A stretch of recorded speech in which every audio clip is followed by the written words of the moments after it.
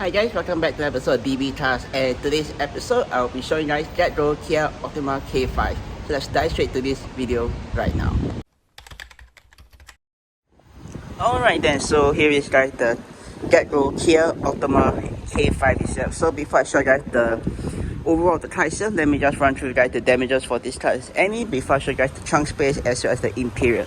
So let me just start off with the damages for this car. Starting from the passenger side, there isn't any obvious damage other than it being extremely dirty due to its white paint itself. But let me just show you one damage which you can see other than the curve rash from nearly all four sides of the rim itself, which is one right here itself, and there's many more all over the rim itself. So, but the most obvious one you got to take note is this one right at the front, passenger side bumper. Unfortunately, it suffers some damage to it, so there's a downside to it. Moving on, there's also another similar damage on the other side, which is right here, but at the lowest bottom side, which is that's another area of the damages for this vehicle itself.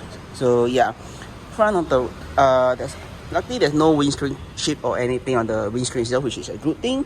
But moving on to the driver's side, no obvious damages which I can spot other than more curve rash itself. So yeah, all right, let's move on to the rear of the car itself. So this is how the rear of the car. So blue thing also, there's no obvious damage, which is a plus point.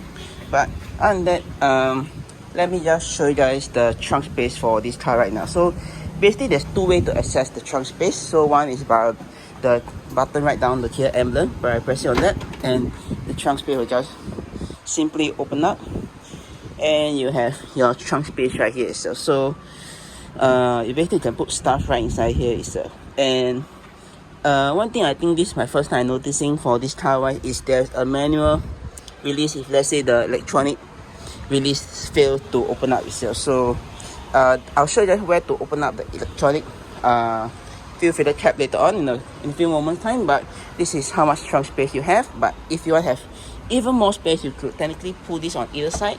So pull this on the left, put this on the right, and let me just grab hold of the left hand side here. So once you pull on that, the seat should technically just come right down. So and somebody left something in the car, I'll put that in front. But basically once the seat drop down, you have even more space. But unfortunately for typical sedan, why you got this, basically you got this cutout here where you can put your stuff through itself. So yeah, but yeah, that's what, if there wasn't this cutout like the hatchback or like the station wagon, you could technically put more taller stuff in itself. But fortunately for sedan, that is how it came with itself. So yeah, but let me just show you guys the electronic method of the trunk is this, the trunk itself. So yeah, but to close it down is just very simple. You could either grab hold on any part of the car itself and shut it, or you just grab hold on this part right here and just pull it down itself. So yeah, just like that itself. So let me just show you guys the electronic one for both the fuel door as well as the trunk itself. So basically these two buttons right here itself, normally you expect them to be placed right here itself, but for this car itself, it's right at the driver door itself. So the driver have access to both of these buttons right behind him itself. So yeah, but the only thing I have to say is technically, I think if you are sitting like you're facing forward, so you're not really able to spot it that easily unless you were to turn and look behind. Then that's my button right there itself. But to open it, just need to press on this button and the fuel door or the trunk will open itself. So yeah, but on that, let me just show you guys the rear of the car right now. So let's dive straight to that. Alright then, now let's jump straight into the Kia Optima K5 itself. So basically jumping into the car itself isn't a big problem because the doors opens quite wide, which you guys can see is how much space you can get out. So yeah, but basically in the rear itself, this is how it looks like. So it's definitely something. So it's more like, I want to say it's a very premium looking car itself. I'm not too, in my opinion, I'm not too sure what this going up against at the time when this came out. But in the rear itself, you do get some very lovely, nice details. But fortunately, as you guys, has this already been it's seen some wear and tear throughout usage itself. So yeah, but in the rear itself, what do you get for this car wise? Well, you do get some storage pocket right behind the driver's seat. Same goes for the passenger side as well itself. So yeah, but if that's still not enough for you, then you could technically put your stuff right in the door bin right there with a dedicated cup holder right there itself. So yeah, but yeah, other than that, you also do get your window switcher to wind down the window, door release handle to get out the car, and you also get some rear AC vent which you could adjust accordingly itself. So yeah, that's a plus point for this vehicle. Other than that, you also get center armrest which you could rest your arm on. If you, let's say, do not want to put your drinks there, you could technically put your drinks here, which is another good thing about this vehicle itself. So yeah, but other than that, you also get center lighting itself, which will turn on when the doors are open. When the doors are closed, they will just turn off by itself. But if you want to turn on them, if you want to turn the lights on manually itself, let's just wait for the light to dim itself. Give it a few moments. Yeah, but if you want to turn on or turn off manually itself, you can just press on it and it'll turn on itself or turn off itself. So yeah, but that is basically what you do get in the rear itself. But let me just show you guys my legroom space for this car. As you guys can see, I have tons of legroom in space. In my opinion, I think this might be going against the Continental class, like the Mercedes E-Class. I don't say the BMW 5 Series it couldn't compete against that. Sorry, maybe not the E-Class. Maybe the C-Class, the Mercedes-Benz C-Class, and maybe the Audi A3, BMW, maybe the BMW 3 Series as well. I can't be sure, but I know maybe it's going against that. That's the closest thing I can think of, that this K5 is going against the Continental rival itself. But leg space wise, I don't really have to say there's tons of legroom space because this been adjusted to my joint position wise. So I got about 2 feet of legroom space in this car. Headroom wise also not too bad, which I got about a feet of headroom space in this car itself, which is a good thing for the vehicle itself. But another good thing is also the transmission tunnel is not that high compared to the rival, which I already mentioned, the 3 Series, the C-Class, as well as not the A3, maybe the A4, the Audi A4 itself. So yeah, basically, if I want to, let me just show you guys the center seating itself. So if I was in the center, this is what it looks like to see in the center itself. Tons of space in this car because this seat on the passenger side has been adjusted based off the previous passenger. This is my joint position wise for this car wise itself. So I just got tons of legroom space in this car. It's like about almost close to 2 feet of legroom space in this car, which is a very, very good thing for this vehicle itself. Sitting in the center is one downside is you're very close to the roof itself. So as you guys can see, I'm almost hitting the roof, which I got about a feet of headroom space in this car itself, which not a bad thing, but also not a good thing itself. At least one thing you got to take note is when overloading speed, how you might hit the roof, but I doubt you will definitely hit that in I don't know, maybe you won't. I have no idea, but yeah. But basically that is how it looks like to sit. This is how it looks like in the back of the K5 itself. One thing I want to pinpoint is also the finishing in the rear itself. Usually some cars, like maybe maybe not the Elantra, but I think for a high price, like maybe this, I think like what I mentioned, this is going against the C-Class, the A4, and the 3 Series. You do get some of this finish, very nice wood finish itself to go against its rival itself, which is not a bad thing either itself. But overall, I would say not a bad. The rear estate is quite nice in the K5 itself, which I really like a lot. So yeah, but other than that, let me just show you guys the front of the car right now itself. So let's jump to that. Also, another thing I got to tell you guys is, like I said for my Elantra video just now, I'm 1.7 meter tall, so sometimes I do hit this part of the car itself. But for this car itself, no problem at all. I can just step right out without even hitting that, which is a good thing for this car itself. So yeah, but and that, let me just show you guys the front of the car right now. Alright then, so right now I'm in the front part of the K5 itself. So basically this is how it looks like to be sitting at the front of the vehicle itself.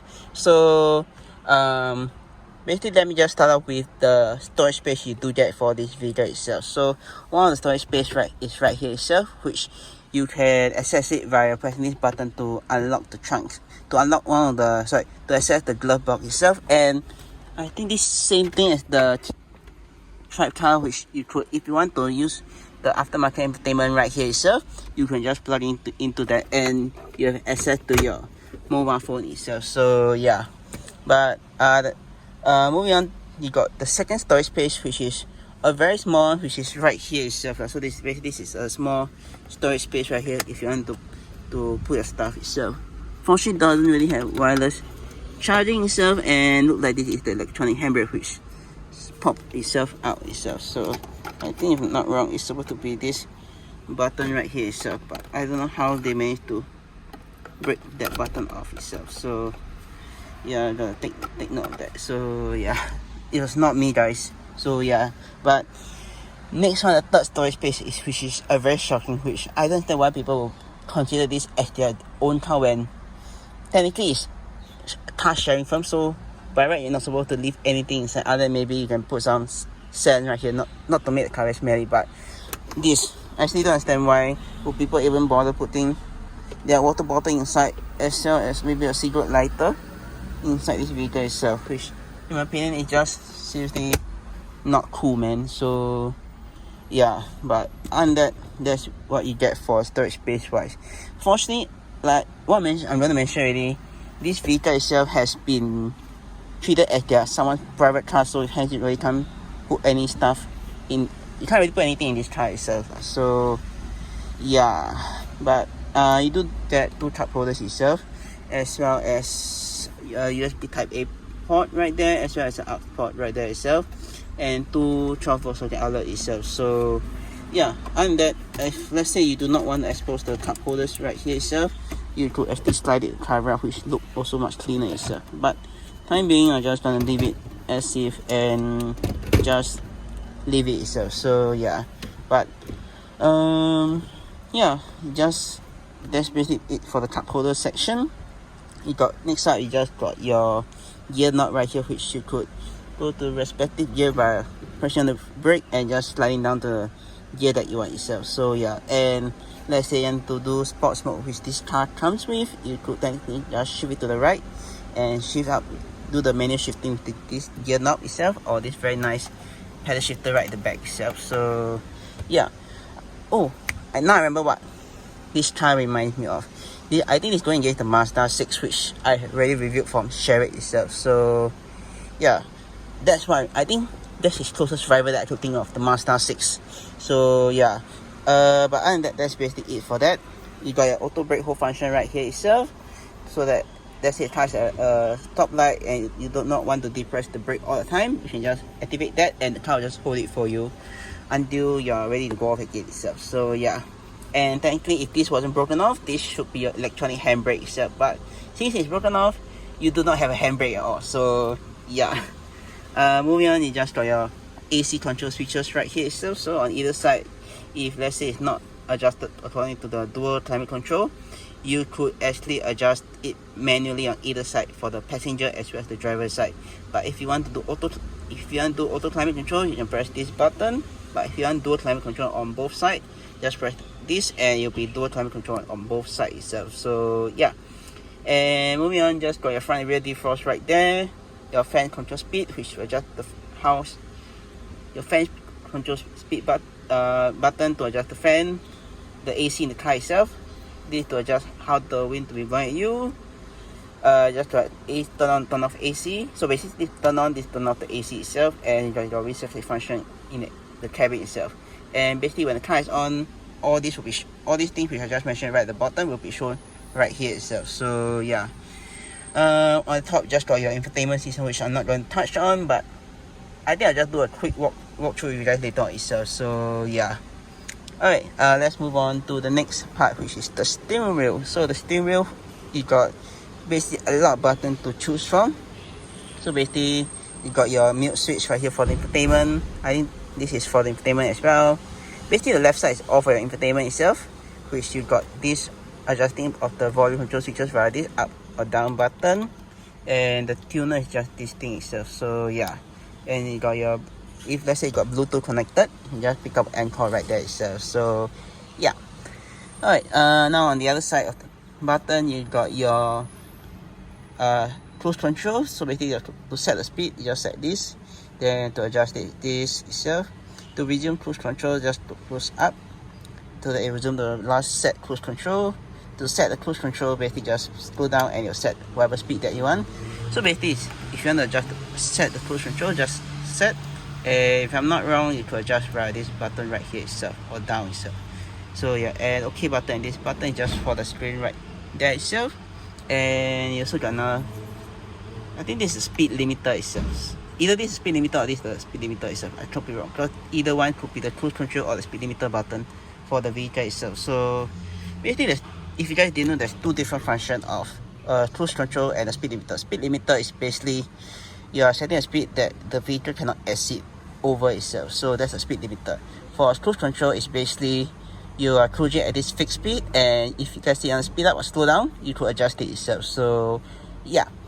Alright, next up, let me just show you guys some other buttons you get for the vehicle itself. So basically just the parking sensors right here, turn off the traction control button, and this is for the instrument brightness itself. So yeah, and right down below is the OBD port, which I think nobody will touch at all itself. So yeah, and you got your trunk release, your hood release button or trunk release button right there itself. So yeah. Moving on now, let me just show you guys the windows, the mirrors, the window switches right here itself. So basically just got 4 window switches. Your lock unlock button, this time people from rolling down the window. So basically one press of this button, you cannot, basically the people right beside you and behind you cannot wind down their window at all. So yeah, and if you want to adjust the windows, sorry, you want to adjust the mirrors itself, it's just via this button right here. So basically I'll adjust the right hand side, just need to switch to the right, and I can just adjust it accordingly itself. So basically this is the same thing as the Hyundai Elantra, which I reviewed just now again. So yeah, and if you want to fold the mirrors in, just press on this button and the mirrors will fold in itself. So yeah, unfold it, just press on this button, unfold itself. So yeah, that's probably it for that. To adjust the steering wheel, you just need to pull on this lever right down below here, and you're basically able to adjust it itself. Once done, and just lock it in itself, and it will just lock itself in. If you just want to adjust the seat is electronic operated. So to adjust the seat itself, basically is just this button right here. So basically just got your how forward, how back, as well as how high and how low you want the seat to be. This to adjust the angle, and this lastly just to adjust the lumbar for the seat itself. So yeah, that's probably it for this car wise. So yeah, lastly, just let me just show you guys the sun visor that comes with this car, which is basically just, this is how it looks like, and you just got a very nice mirror which can be turned on with the lights manually, as well as the SO card to top up the car petrol, that if let's say it run out of petrol itself. So yeah, that's one thing that exclusive for GetGo. And the same thing for Trap Car, but it's under Car Club itself. So yeah, and the same thing for the passenger side, just have the mirrors as well. You can swivel it to their side itself, which is just like that itself. So yeah, and lights also can be turned on or off. So yeah, lastly, just got your sun visor. Oh shit. Okay, that's where they put the receipt. Interesting. Alright, so just gonna put back in there again.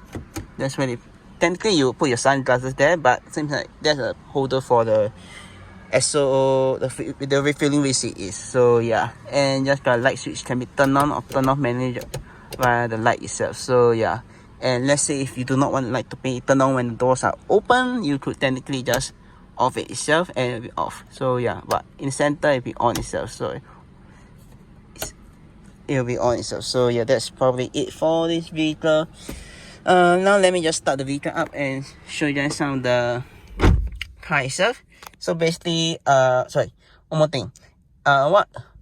In reference to what I mentioned at the start of the video itself, where about the gas tank itself, this is what I mean. So let's say you're looking for, and you can't really see where is it at until you look down below here, like, oh, there's the button. Like, it's not really that well placed at. If it was like maybe at the front right there or right down below, it's more easier to locate rather than that itself. So yeah, but let me just start the car for you guys. So for the brake itself, and just start the car engine.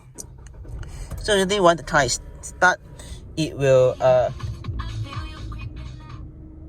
so usually when the car start up, it will basically this is electronic seat, so the seat will just slide forward and go to your last preset setting itself. So yeah, if you guys didn't know, actually technically you could also set the seat itself. So basically this seat has memory function. So basically you want to set the seat. If this is your own personal car, you could just press set and 1 or set and 2, and you just go to the various function itself. So yeah, and let's say I go to memory function number 2 and just press 2, and you just go to the seat itself. So yeah. Alright, now let me just show you guys the infotainment first before I show you guys this small screen itself. So yeah, infotainment one is very simple. Just basically the side, you got your various function, and you can just click on it itself. So basically got radio right down at the bottom, navigation, and your music if let's say your phone's connected to it itself. Yeah, basically just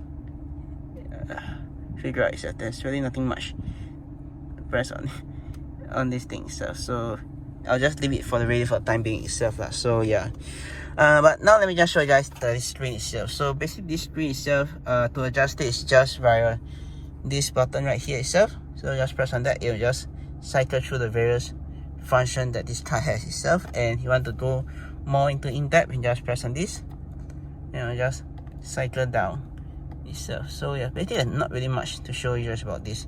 Basically it's just showing the trip A and trip B function and the average fuel economy for this car itself. So yeah, but let me see what this does.